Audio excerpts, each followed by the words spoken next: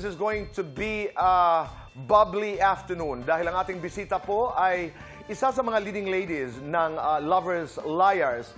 And she brings the morning sunshine every day on Unang Hirit, which is celebrating 24 years in the industry. Yes. Naitay Kapuso, please welcome Shaira Diaz.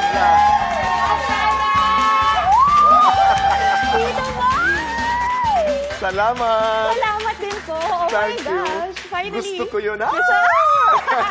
Mataas pa rin energy. Kasi sumegway po ako from Unang Hirit to Fast Talk. Talaga? So, nandito pa rin po siya. Paano yung ano? Paano pa nag-extra ka? You have an extra there? Okay po.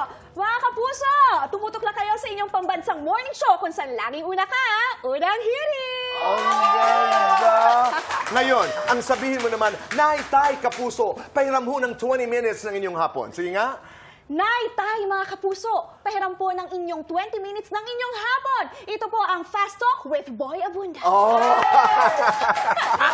Pwede na ba? Ay, dito, Boy? ganda. Please, maraming salamat. Ayun. Ay, nako, Okay. Shaira, you're very busy. Yes. You're doing a lot. I believe Unang Hirit, you have Lovers Liars. Do you have time for love?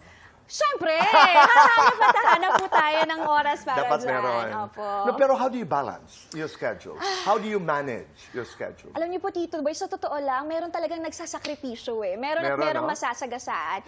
Ano talaga, pinaprioritize ko lang po, kunyari, kapag kailangan kong pumasok sa school kasi may mga exam, may mga reporting, papasok ako, hindi ako mag-uunang hirit. Kapag nakausap ko naman yung prof ko at pinayagan po ako na umabsent kasi bawal ako mawala sa unang hirit, pinapayagan din naman po nila ako. So, ang galing kasi po nagbibigayan po yung parehas sa side. You know, yung acting to hosting, hosting to acting, how difficult, how easy is that?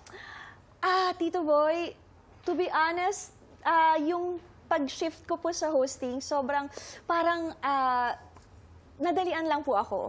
Nice. Kasi po parang nalalabas ko po yung pagiging natural kong makulit doon, yung pagiging loka-loka ko, yung pagiging bibo ko.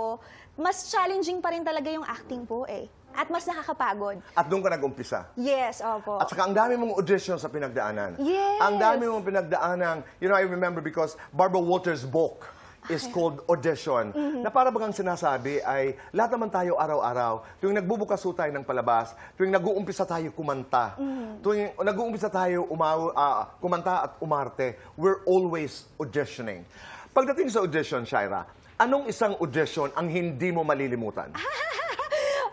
Meron po akong sinalihan doon na contest. Tapos po, kailangan umarte. O, halimbawa, okay. So, nag-audition ka, and? Tapos, ito ang camera mo? ikaw ang bahala mag-isip kung anong... So walang direksyon? Wala po. Sinabi lang, bahala ka na, aarte ka. Opo. Okay, anong ginawa mo? Bulatan po. Umarte po ako, kunyari po, nasagasaan yung kapatid kong bunso. Oh. So, nag-yakakyakot. Okay, ganyan gagawin po natin. 4, 3, 2, 1, action! Ma, sige na ako na bahala dito sa bahay. At saka, mamaya sasama... Daniel? Daniel! Daniel! Nay! Nay, si Daniel! Nasagasaan, Nay! Humingi ka na tulong! Bilisan mo! Nay! Tulungan niyo kami! Daniel! Daniel, okay ka lang ba? Den, nandito lang ang ate. Tutuparin natin yung mga pangarap mo. Sandali lang, hintayin mo. Hintayin mo tulong. Okay, cut. Umiksena ang nanay. Umiksena ang nanay. Ayun po, nagluhod-luhod ako Galing doon. naman.